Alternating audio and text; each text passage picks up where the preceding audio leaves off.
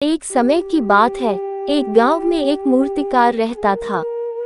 मूर्तिकला के प्रति अत्यधिक प्रेम के कारण उसने अपना संपूर्ण जीवन मूर्तिकला को समर्पित कर दिया था। परिणामतः वह इतना पारंगत हो गया था कि उसकी बनाई हर मूर्ति जीवंत प्रतीत होती थी। उसकी बनाई मूर्तियों को देखने वाला उसकी कला की भूरी भूरी प्रशंसा करता था। उसकी कला के चर्चे उसके गांव में ही नहीं बल्कि दूर दूर के नगर और गांव में होने लगे थे। ऐसी स्थिति में जैसा सामान्यतः होता है वैसा ही मूर्तिकार के साथ भी हुआ। उसके भीतर अहंकार की भावना जागृत हो गई। वह स्वयं को सर्वश्रेष्ठ मूर्तिकार मानने लगा। उम्र बढ़ने के साथ जब उसका अंत समय निकट आने लगा तो वह मृत्यु से बचने की युक्ति सोचने लगा। वह किसी भी तरह स्वयं को यमदूत की दृष्टि से बचाना चाहता था ताकि वह उसके प्राण न हर सके। अंततः उससे एक युक्ति सूझ ही गई। उसने अपनी बेमिसाल मूर्तिकला का प्रदर्शन करते हुए 10 मूर्तियों का निर्माण किया। वे सभी मूर्तियां दिखने में हूबहू उसके समान थीं। निर्मित होने के पश्चात सभी मूर्तियां इतनी जीवंत प्रतीत होने लगी कि मूर्तियों और मूर्तिकार में कोई अंतर ही ना रहा।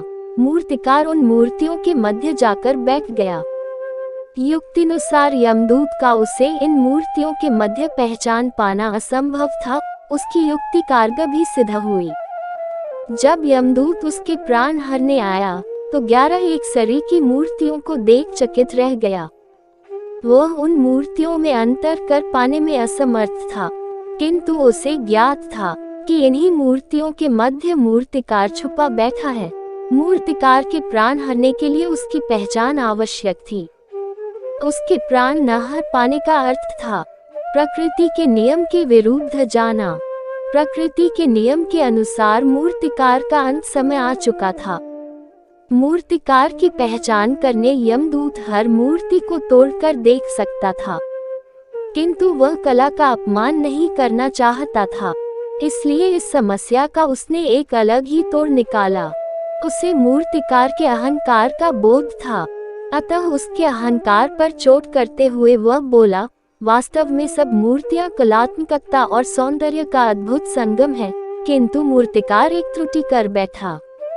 यदि वो मेरे सम्मुख होता तो मैं उसे उस त्रुटि से अवगत करा पाता। अपनी मूर्ति में त्रुटि की बात सुन अहंकारी मूर्तिकार का अहंकार जाग गया। उससे रहा नहीं गया और झट से अपने स्थान से उठ बैठा और यमदूत से बोला, त्रुटि असंभव, मेरी बनाई मूर्तियां सर्वदा त्रुटिहीन होती हैं। यमदूत की युक्ति काम कर चुकी थी। उसने मूर्तिकार को पकड़ लिया और बोला, बेजान मूर्तियां बोला नहीं करती और तुम बोल पड़े। यही तुम्हारी त्रुटि है कि अपने अहंकार पर तुम्हारा कोई बस नहीं। यमदूत मूर्तिकार के प्राण हर यमलोक वापस चला गया। सीख, अहंकार विनाश का कारण है, इसलिए अहंकार को कभी भी खुद पर हावी ना होने दें।